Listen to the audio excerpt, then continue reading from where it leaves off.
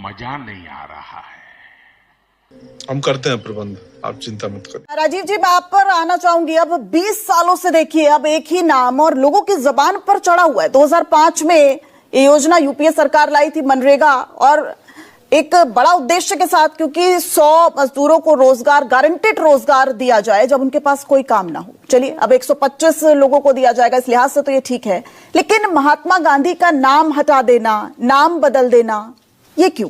पहली बात तो ये कि ये जो नाम बदला गया है और महात्मा गांधी का नाम हटाया गया है, देखिए जब से भारतीय जनता पार्टी आई है, संघ का प्रभाव है, तब से महात्मा गांधी के हत्या के अंशों को पुस्तक से हटाना, महात्मा गांधी के नाम को बदल देना या महात्मा गांधी से सैद्धांतिक रूप से असहमत होना, ये संघ का आज का नहीं है। आप इतिहास उठा के देख लें, प्यारेलाल जी ने जो उनके बारे में लास्ट फेज किताब लिखी है महात्मा गांधी के बारे में, उसमें आप देखिए कि उन्होंने कैसे दिल्ली में आरएसएस के शाखा में गांधी जी बुलाने पर गए थे और उनका परिचय आरएसएस ने कैसे कराया था, बाद में उन्होंने प्रतिकार कैसे किया। वो संघ के हिंदुत्व को कभी हिंदुत्व उन्होंने नहीं माना और गांधी जी को की जो विचारधारा थी उसको संघ ने उस तरह से आत्मसात नहीं किया। गांधी जी हमेशा ये मानते थे कि हिंदुत्व सबको साथ लेकर चलने वाला है। आजादी के बाद किसी एक धर्म का जनसंख्या के आधार पर, कोई बहुमत के आधार पर कोई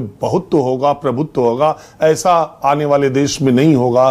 दरअसल महात्मा गांधी 1915 से लेकर और 29 जनवरी 1948 गोली खाने तक महात्मा गांधी को खारिज करने की, महात्मा गांधी को किनारे लगाने की बहुत कोशिशें, बहुत विचारधाराओं, बहुत व्यक्तित्व ने किया। लेकिन महात्मा गांधी इस सदी का नहीं, पिछली सदी का नहीं, एक ऐसा नाम है जब तक ये ब्रह्मांड रहेगा, जब तक संसार रहेगा, जब तक हिंदुस्तान रहेगा, जब तक भारत रहेगा, आप किताबों से, योजनाओं से, यहां से वहां से उनके नाम खत्म कर दें, लेकिन महात्मा गांधी खत्म होने वाला नाम नहीं है। जब तक सूरज चांद रहेगा तब तक महात्मा गांधी का नाम रहेगा। और वैचारिक स्तर पर जो विरोध है वो संघ का अपना एक विरोध है और ये साफ तौर पर इंगित करता है कि महात्मा गांधी, जिन्हें हम राष्ट्रपिता कहते रहे और किसी और ने नहीं कहा है, सुभाष चंद्र बोस ने कहा है राष्ट्रपिता, और ये जो समय समय पर अपने नायकों को बदलने या नायकों के साथ जो भी आप कह लीजिए ये विचारधाराएं करती रही हैं, उसी की एक कड़ी मैं मानता हूं कि महात्मा गांधी का नाम। और अब इसके बाद सवाल उठता है कि नोटों पर महात्मा गांधी कब तक बने रहेंगे, ये भी एक बात है।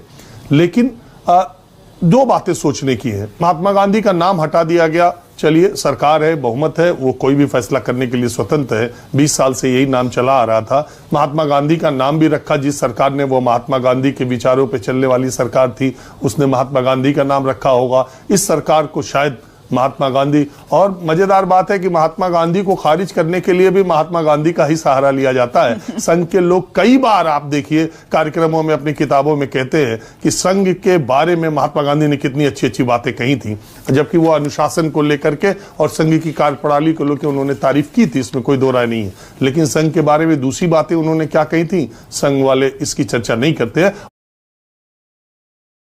और मैंने ये कहा कि ये वैचारिक विरोध की बात है। लेकिन जो नया नाम रखा गया, पुराना नाम था दिव्या मनरेगा, इंग्लिश में था Mahatma Gandhi national rural guarantee scheme. तो ये सारे अंग्रेजी के नाम थे। ये जो नाम रखा गया, ये जानबूझकर या बड़ी कोशिशों से ऐसा लग रहा है कि किसी तरह से जी राम जी आ जाए और लोगों में इसका एक मैसेज जाए और अपनी जो नैरेटिव है वो जाए।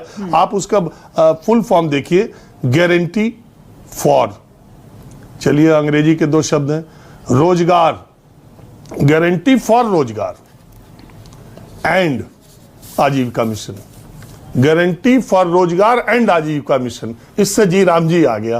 लेकिन ना हिंदी के सारे शब्द है ना अंग्रेजी के। फिर वही बात है, सरकार समर्थ को नहीं दोष गोसाई, जिसकी सरकार है वो चाहे जो कर दे, जैसा चाहे वैसा नाम रख दे। तो अब ये जी राम जी हो गया। आज के प्रधानमंत्री नरेंद्र मोदी ने, आज के पीछे आप जाकर देखें, जब यूपीए की सरकार थी, उन्होंने मनरेगा को भ्रष्टाचार का स्मारक कहा था। ये उम्मीद की जा रही थी कि प्रधानमंत्री जब आएंगे तो उन्होंने इतनी बड़ी उपाधि दी थी तो अपने कार्यकाल में मनरेगा को या तो खत्म ही कर देंगे, नाम बदल देंगे, ये तो प्रत्याशित था। लेकिन ये स्कीम को और बढ़ाते जाया जाएगा, ये बड़ा अजीबोगरीब था। दरअसल क्या है कि यूपीए सरकार ने ये जब स्कीम बनाई तो एक क्रांतिकारी योजना के तौर पे कहा तो गया, लेकिन निश्चित तौर पर ये गरीबों को रोजगार के बजाय गरीबों को पैसा देने वाली योजना है। दिव्या, 12,75,00,000 या 12,75,000 करोड़ रुपए, 12,75,000 करोड़ रुपए इस पर खर्च किए जा चुके हैं पिछले 20 वर्षों में, जिसमें करीब करीब 7.5 लाख करोड़ मोदी सरकार में और 4.5-5 करोड़ मनमोहन सरकार में खर्च हुआ है। और मैं दावे के साथ कह सकता हूं कि किसी गांव में मनरेगा का जितना पैसा वहां पर गया है, पिछले 20 वर्षों में वही पैसा उस गांव में लगाया गया होता तो वो गांव ताजमहल सरीखा हो गया होता। अरे देवा, ये गड़बड़ है बाबा। लेकिन हो क्या रहा है, 260 रुपया मजदूरी मनरेगा में मिलती है। प्रधानों का, अरे अजीबो, मैं मनरेगा की भी कहानी सुनाऊं तो उसकी भ्रष्टाचार को रोकने के लिए मजदूरों के सुबह और शाम फोटो अपलोड करने के लिए कहे गए। गांव में रहने वाले लोग जानते हैं वो फोटो अपलोड कैसे होता है। पैसा डायरेक्ट ट्रांसफर स्कीम के तहत उनके अकाउंट में डायरेक्ट चला जाए, फिर ये व्यवस्था की गई। प्रधान अब बैंकों के सामने ही खड़े रहते हैं। तो वो क्या हो रहा है और इस 20 वर्षों में मनरेगा से क्या हुआ है सबको पता है, आगे भी क्या होगा सबको पता है। ये 260 रुपया के हिसाब से जैसे वृद्धावस्था पेंशन मिल रही है, जैसे किसान सम्मान निधि मिल रही है, जैसे तमाम चीज मिल रही है, ऐसे ही गरीब लोग, और वो मजदूर भी ऐसे हैं गांव के, अगर आप देखें फिजिकली वेरीफाई करने जाएं तो उसमें से कई चल फिर नहीं कर सकते हैं, कई शारीरिक रूप से अशक्त भी हैं अगर आप फिजिकली वेरीफाई कर लें। क्यों मैं ये बात इसलिए कह रहा हूं कि हिंदुस्तान के किसी भी कोने में दिहाड़ी मजदूर 400 से कम कहीं कोई मजदूरी नहीं है। 260 रुपए में मनरेगा में मजदूरी दिन भर कौन करेगा? बात तो सही है। अब विजय शर्मा, मैं आपका रुख करूंगी। अब आपसे तो यही पूछना है कि आखिर महात्मा शब्द से, बापू शब्द से इतना परहेज क्यों है और कहां से हटाएंगे? क्या कुछ दिनों बाद हमें पता चलेगा कि नोट से भी बापू हट गए? और महात्मा आप जानते ही होंगे, रविंद्रनाथ टैगोर ने महात्मा उपाधि दी थी। रविंद्रनाथ टैगोर जिन्होंने वंदे मातरम के जो रचयिता थे, जिन्होंने स्वर गायन किया, उसका पूरे देश को समर्पित किया। वंदे मातरम पर चर्चा कर सकते हैं उस वक्त हम संसद में, और रविंद्रनाथ टैगोर का जिक्र कर सकते हैं, लेकिन आज जिन्होंने उसको महात्मा उपाधि दी, आज उन्हीं महात्मा गांधी का नाम हमने हटा दिया। विजय शर्मा। दिव्या जी, मैं आपके प्रश्न का भी जवाब दूंगा, और मैं राजीव जी जिस तरह से इसको डिबेट करने की कोशिश की, उन्होंने गलत तरीके से पेश किया, नैरेटिव पेश किया, और कुछ मीडिया संस्थान चला रहे इस तरह का नैरेटिव, उसका भी मैं जवाब दूंगा। महात्मा गांधी सबसे बड़े उपासक किसके थे आप मुझे बता दो। सारे पैनलिस्ट बैठे हैं, भगवान राम के थे। अगर इनकी बात को भी मैं ठीक मान लूं तो जी राम जी निकलता है, तो वो तो और ज्यादा अच्छी बात है। दूसरा, महात्मा गांधी यहां जो 140 करोड़ लोग हैं उनके सबके दिल में बसते, वो पूजनीय है। ये गलत बातें हैं, गलत तरीके से प्रस्तुत की जा रही हैं। नहीं तो आप इसको गलत विश्लेषण बता देंगे। आप जो राजीव जी बता रहे हैं आप उसको डिरेल कह रहे हैं। अगर वो ये कह रहे हैं, मतलब आपका ये कहना है कि जो आपके समर्थन में बात करेगा वही डिबेट को सही दिशा में ले जा रहा है। मैं समर्थन और विरोध की बात नहीं, मैं तथ्य की बात कर रहा हूं। अगर मैंने कुछ गलत बोला तो मुझे बता दीजिए। अभी बता है भाई, अभी बता है। मैंने सिर्फ एक बात कही थी, महात्मा गांधी को खारिज करने के लिए महात्मा गांधी का ही आपको उपयोग करना पड़ेगा, दूसरा कोई उसे खारिज नहीं कर सकता। विजय जी ने मेरी बात की तस्दीक की, इन्होंने महात्मा गांधी का नाम हटाए जाने को महात्मा गांधी को ही इन्होंने उन्हीं का उपयोग किया और कहा कि हे राम लिखा, उनकी भजन ये थी। महात्मा गांधी ने खुद ही हे राम कहा। महात्मा गांधी जिंदा होते तो वो खुद ही जी राम जी नाम के लिए बहुत खुश हो जाते हो, कहते मेरा नाम हटा दो। आप महात्मा गांधी के लिए को खारिज करने के लिए हमेशा महात्मा गांधी का सहारा लेना पड़ेगा। विश्व इतिहास में दूसरा कोई पुरुष पैदा नहीं हुआ जो उन्हें खारिज कर दे। तो कुल मिलाजुला कर महात्मा गांधी को देखिए अभी कहां से हटाया जाता है। मैं तो कह रहा हूं कि अब नोट पर बचे हैं, हाँ। लेकिन हटा कहीं से दीजिए भार। और ये जो सरकार है, ये जो विचारधारा है, ये नाम को लेकर बहुत ज्यादा इनके अंदर एक चीज रहती है। वो आपने देखा होगा कि जब इंडिया गठबंधन 2024 के पहले बना तो उन लोगों ने भी सेटिंग करके ऐसा नाम रखा कि उसको इंडिया गठबंधन कहा जाए। भारतीय जनता पार्टी या एनडीए या उनके समर्थक लोग इंडिया कभी नहीं कहते, वो इंडी कहते हैं। एनडीए को एनडीए कहते हैं, एनडीए को एनडी नहीं कहते। इंडिया को, जबकि अलायंस उसमें भी है, अलायंस उसमें भी है, गठबंधन उसमें भी है, गठबंधन इसमें, उसमें इंडी गठबंधन कहते हैं, इसमें एनडीए कहते हैं पूरा। तो इंडिया जब नाम रखा तो तुरंत आपको याद होगा सरकार ने यह फैसला किया कि अब इंडिया भारत नहीं होगा, अब देश का नाम भारत होगा। इतना छोटा पहले कभी नहीं हुआ होगा। वो उस समय का तात्कालिक प्रतिक्रिया थी, फिर वो भी काम खत्म हो गया। अब इसी तरह की बात है। एक जोक जो हमारे स्कूली समय में कहा जाता था, दिव्या, उससे अपनी बात खत्म कर रहा हूं। बच्चों में ये जोक चलता था, लेकिन आज चूंकि अभी याद आ गया बात करते करते, एक बार बच्चों का जोक है इसीलिए मैं उसी तरह से सुना भी रहा हूं कि एक बार देश के दुनिया के सारे मुल्कों के लोग बैठे और उनमें तय हुआ कि कोई एक नायाब चीज बनाई जाएगी और इसमें सारे देशों की, जो प्रमुख देश हैं, उनकी अपनी अपनी भूमिका होगी। तो ये हुआ, क्या बनाया जाए? तो हुआ कि एक सुई बनेगी जिसमें इतने छेद होंगे जो आमतौर पर आज तक सुइयों में नहीं बने, जो निटिंग, जो सिलाई के काम आती है।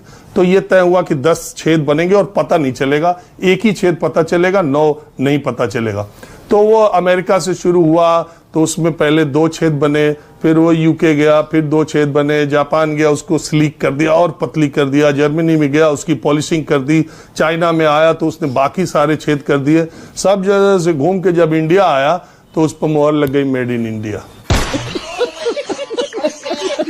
इस मनरेगा में चेंजिंग किए जाए। और आपने देखा होगा हमारे जो नाम चेंज हुए हमेशा, आपने देखा होगा राजभवन का नाम हमने बदलकर लोक भवन रख दिया। क्यों रख दिया? राजभवन में तो किसी का नाम नहीं है, ना महात्मा गांधी का नाम है, ना जवाहरलाल नेहरू का नाम है, क्योंकि ये भावनात्मक रूप से एक इंस्पिरेशन देता है। आपने देखा होगा राजपथ का कर्तव्य पथ रख दिया, रेस कोर्स रोड का नाम हमने लोक कल्याण मार्ग रख दिया, प्रधानमंत्री कार्यालय का नहीं, वो तो आपकी पुरानी प्रथा है, पिछले 11 साल से आप नाम बदल रहे हैं। लेकिन क्या नाम बदलकर वो जो योजना है उसे गति मिल पा रही है, उसे आप इन्फोर्स कर पा रहे हैं, उसको आप तेजी उस पर ला पा रहे हैं? भगवान का नाम रखने से क्या इस योजना को गति मिल पाएगी? क्योंकि देखिए सरकार का, विजय जी, सरकार का जो विशेषाधिकार है वो किसी भी योजना की शर्तों को बदल देना, सिर्फ इतना है।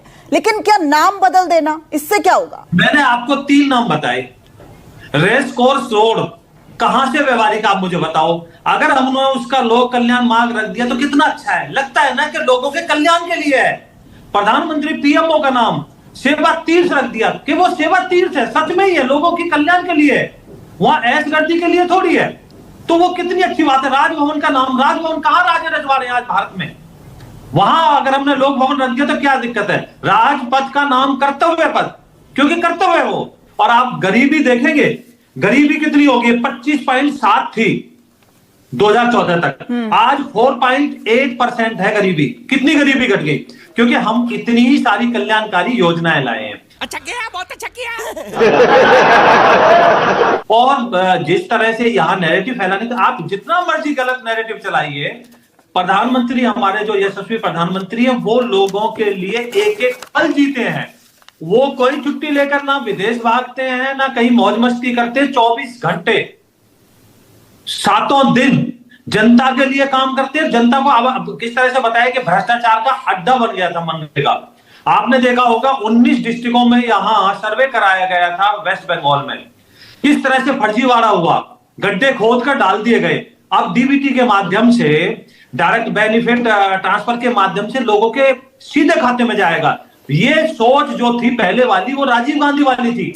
तेरा तो गेम बजाना पड़ेगा। पूजा जी, मैं आपको अब इस डिबेट में शामिल करूंगी। अब आपको एतराज नाम से क्यों है भाई? जो 100 दिन रोजगार मिलता था अब 125 दिन मिल रहा है। अब आप ये भी तो देखिए ना कि जो आपका मूल उद्देश्य क्या है कि लोगों को रोजगार मिले, आप नाम में ही उलझे हुए हैं। आपकी जो सुई है वो नाम में जाके अटक गई है। दिव्या जी, महात्मा गांधी सिर्फ एक नाम नहीं है, इस देश की मूल आत्मा है।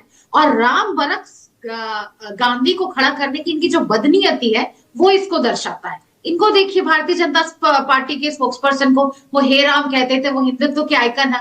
आपकी हिम्मत कैसे हुई? मैं बातों को कोई डाइल्यूट नहीं करूंगी, मैं बातों के साथ हेर फेर नहीं करूंगी। आपकी हिम्मत कैसे हुई कि आप महात्मा गांधी का नाम बदल के आप एक रोजगार गारंटी ला रहे हैं? रोजगार गारंटी के सेक्शंस की तो मैं बाद में बात करूंगी, पर आपकी हिम्मत कैसे हुई कि आपने महात्मा गांधी का नाम चेंज करी? और ये इनका 2014 से हो रहा है। अभी ये कह रहे हैं कि हमने कर्तव्य पथ कर दिया, हमने जन सेवा कर दिया। तो जब सरदार पटेल स्टेडियम मोटेरा अहमदाबाद का नाम बदलकर 2021 में नरेंद्र मोदी स्टेडियम किया था, तब कौन सी जन भावना थी? तो लेने के देने पड़ गए।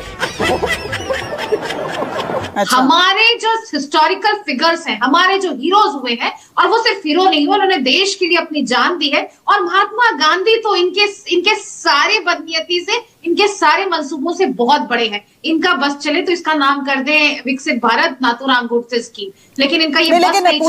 पूजा जी, आपके ही कांग्रेस के वरिष्ठ सांसद शशि थरूर कहते हैं कि गांधी जी के चेतना के 2 पिलर्स हैं और महात्मा गांधी के लिए राम राज्य, ग्राम स्वराज कभी भी विरोधी विचार नहीं थे। तो वो तो इस बात से पूरी तरीके से इत्तेफाक रख रहे हैं कि नाम बदलना कोई बहुत बड़ी इसमें दिक्कत की बात नहीं है। अब आप या तो उनकी बात को गलत ठहरा दीजिए। दिव्या जी, शशि थरूर की ट्वीट को पूरा पढ़िए। सरकार में इतनी कलेक्टिव इंटेलिजेंस है नहीं। अगर वो ग्राम स्वराज की बात करते हैं और अगर राम की बात करते हैं, नहीं, सरकार को भी नसीहत देते नजर आ रहे हैं। लेकिन देखिए, वो जब आप नाम को लेकर इतना विवाद कर रहे हैं तो उस पर वो कह रहे हैं कि विवाद करने की कोई बहुत ज्यादा जरूरत है नहीं। विवाद करने की जरूरत है क्योंकि महात्मा गांधी इस देश के कलेक्टिव प्राइड। आपकी हिम्मत कैसे हुई कि आप महात्मा गांधी का